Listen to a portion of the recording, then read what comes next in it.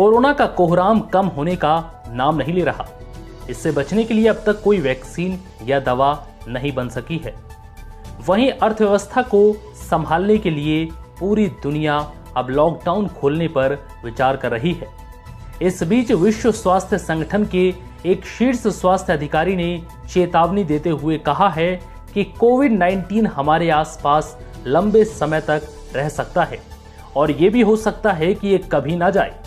विश्व स्वास्थ्य संगठन के एक शीर्ष अधिकारी ने चेतावनी भी दी कि संभव है कि कोरोना वायरस अब हमारे साथ ही रहे। एक प्रेस ब्रीफिंग में डॉक्टर माइकल रेयान ने कहा कि हो सकता है कि कोरोना वायरस कभी दूर न जाए।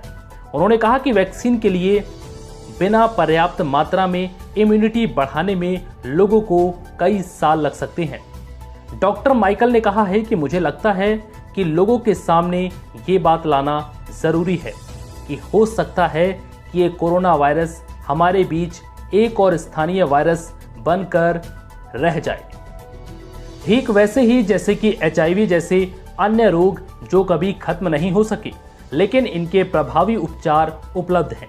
इस बीच संयुक्त राष्ट्र ने पूर्वानुमान भी लगाए कि कोरोना वायरस महामारी विश्व अर्थव्यवस्था को इस वर्ष 3.2% तक घटा सकती है, जो 1930 के दशक की मंदी के बाद सबसे खराब आर्थिक गिरावट होगी।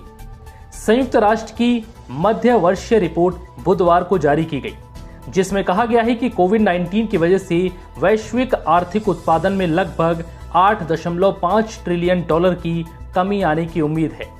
संयुक्त राष्ट्र के अनुसार ये गिरावट पिछले 2 साल की सभी आर्थिक फायदों पर भारी पड़ने वाली है। संयुक्त राष्ट्र विश्व आर्थिक स्थिति और संभावना रिपोर्ट में कहा गया है कि ये महामारी गरीबी और असमानता को भी बढ़ावा देगी। इसके अलावा 2020 में करीब 3.40 करोड़ लोगों के गरीबी रेखा से नीचे जाने की संभावना है। इसमें से 56% लोग सिर्फ अफ्रीका के हो सकते हैं।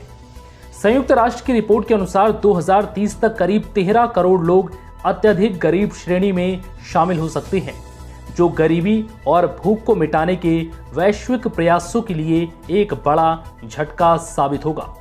इससे पहले कई वैज्ञानिक इस बात को लेकर चेतावनी जारी कर चुके हैं कि कोरोना वायरस अपना रूप बदल रहा है, जो पहले से भी ज्यादा खतरनाक हो सकता है।